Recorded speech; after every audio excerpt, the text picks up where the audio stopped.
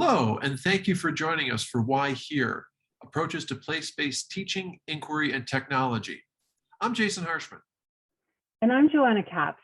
Jason and I are both with the National Endowment for the Humanities, and we created this resource to discuss ways you can engage your students in place-based approaches to the study of history and culture using primary sources and digital mapping tools. Framed by the compelling question, how can historic and cultural sites be included in teaching and learning across the social studies? We will provide historical and contemporary context for debates about monuments, markers, and memorials, as well as inquiry questions to inform how we analyze these texts. And how NEH-funded digital tools such as Clio can be used when creating experiential learning activities for students.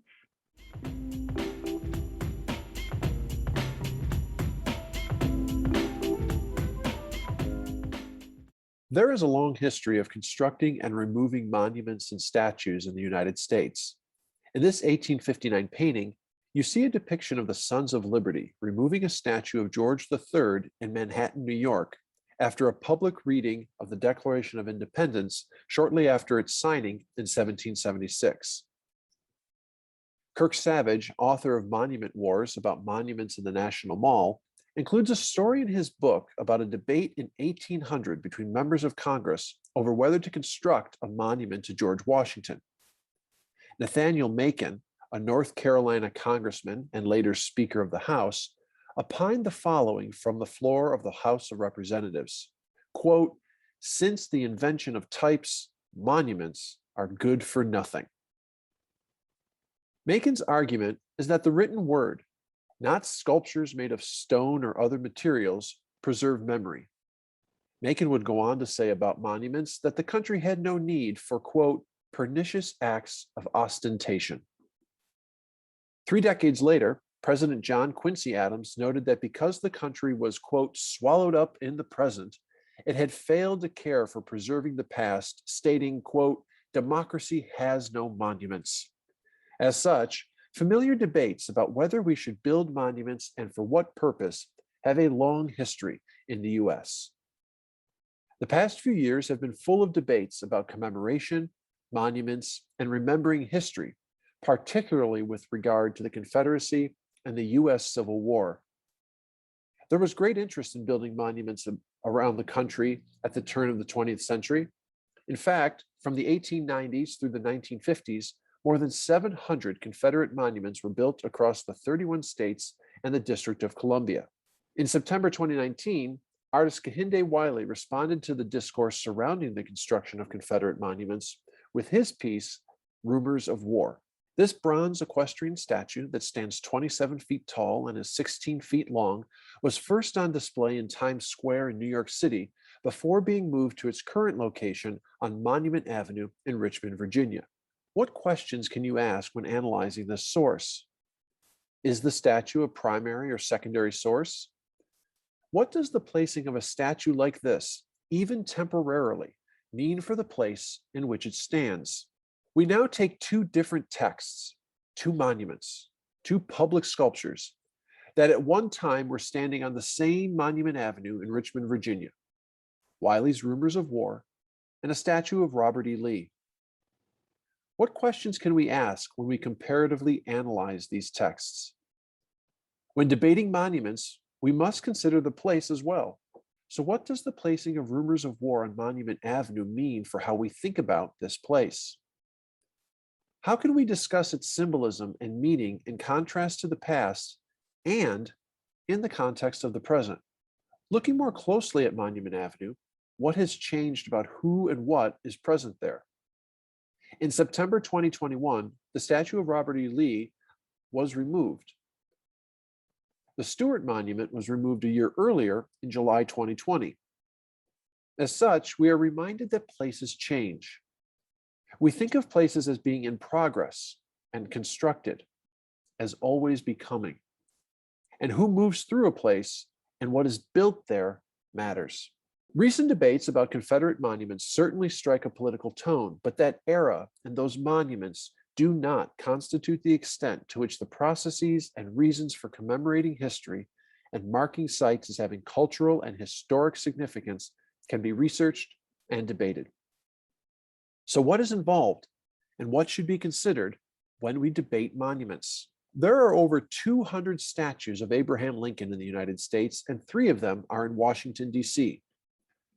One has been the backdrop to protests, one has been the subject of protests, and the other is the nation's oldest surviving monument to the former president.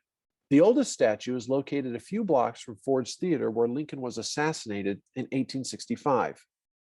The statue was dedicated for the first time in 1868. The artist, Lot Flannery, was present at the theater the night Lincoln was assassinated.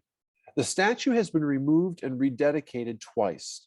The first rededication was in 1923, during a time when the nation was putting up monuments across the country, and then again in 2009, when the old City Hall was refurbished. There are also statues of Abraham Lincoln in Boise, Idaho. Do you know why there are 2 statues of Lincoln in Boise? Who made them and why? How would you depict Lincoln? What quote might you engrave on a monument or include on a nearby marker?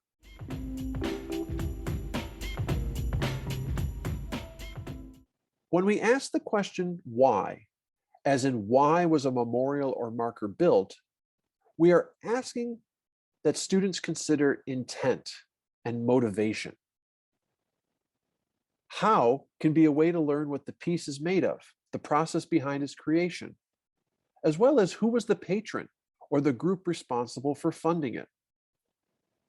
Asking what is depicted is also asking about memory. How is the person or era remembered? How is it written about on the placard nearby? The question of who, as in who is depicted, is a matter of perspective, as well as a question of in whose interest was the piece created. When is a query so that we can learn more about the context of the past and the present.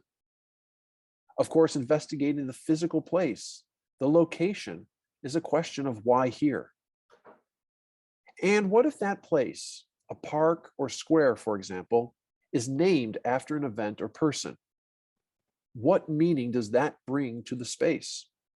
Thinking about multiple places and multiple markers across the country can help us teach concepts such as diaspora and migration, while also disrupting incomplete stories about where people are or are from. How can we tell the story of the Great Migration through the places people traveled from and to? Why are Angel Island off the coast of San Francisco, California, and Freedom Tower in Miami, Florida, as significant to immigration history in the US as Ellis Island? These and many other questions, places, and perspectives can be investigated when we engage students in a place-based approach to studying history and culture in the social studies. We're now going to look at some practical strategies for incorporating place-based instruction into your classroom using an incredible resource called Clio, funded in part by the National Endowment for the Humanities.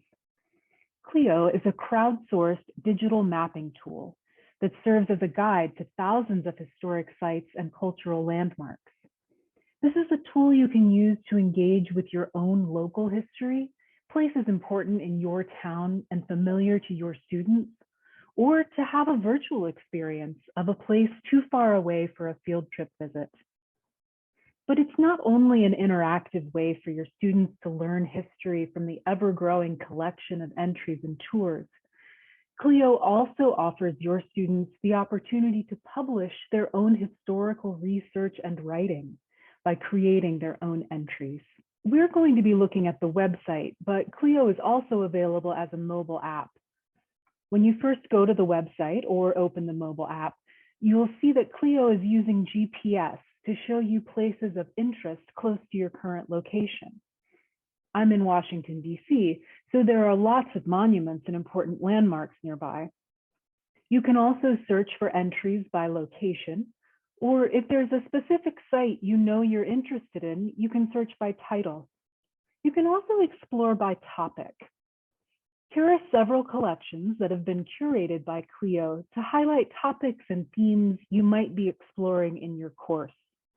Each collection highlights just some of the entries and tours that would fall under that topic.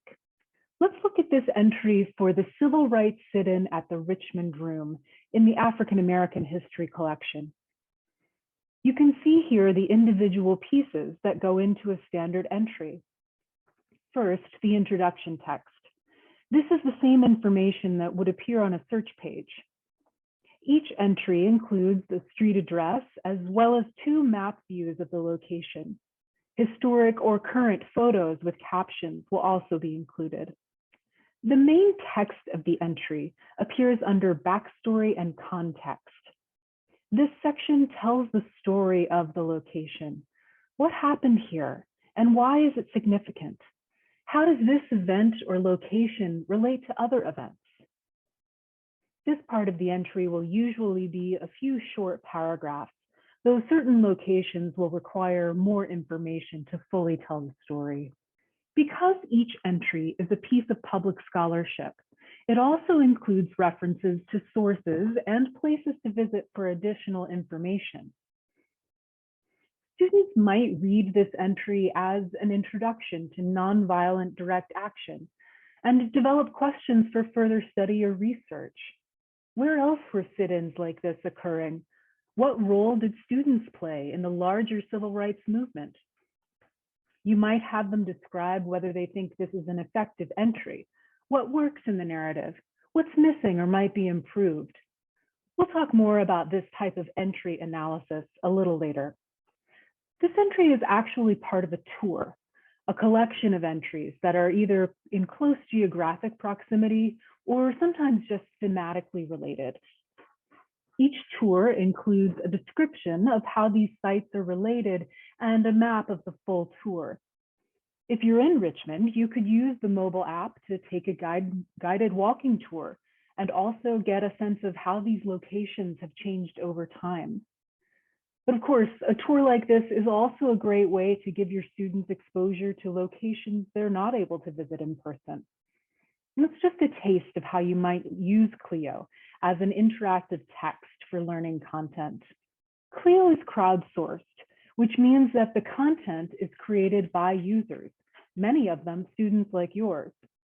By creating new entries or tours, students have an opportunity to grow and improve this community resource and publish their own historical research and interpretation. For everything we've talked about so far, your students will not need to log in or make an account. If you're going to have them creating, they will need to log in. You'll probably want to set up a classroom account, both for your students' privacy and also so you can monitor their progress and approve their writing before it gets published. You'll find support for this process on the guides, videos, and rubrics page. You'll also find step-by-step instructional videos to walk you through the technical process of creating entries.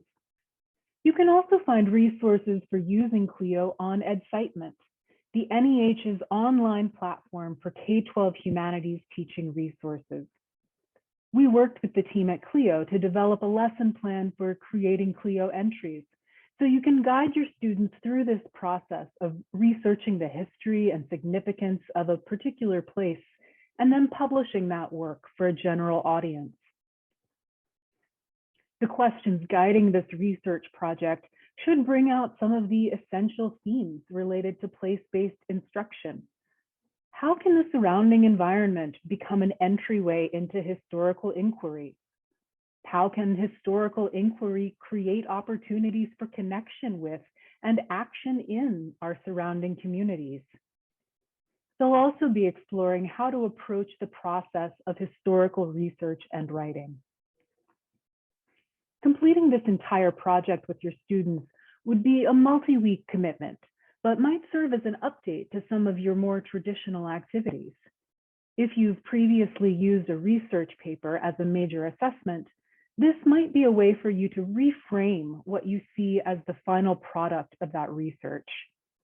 You can take your students through the same essential steps of planning and executing a research project, but offer them an authentic way to demonstrate their learning in the real world as part of a public history project.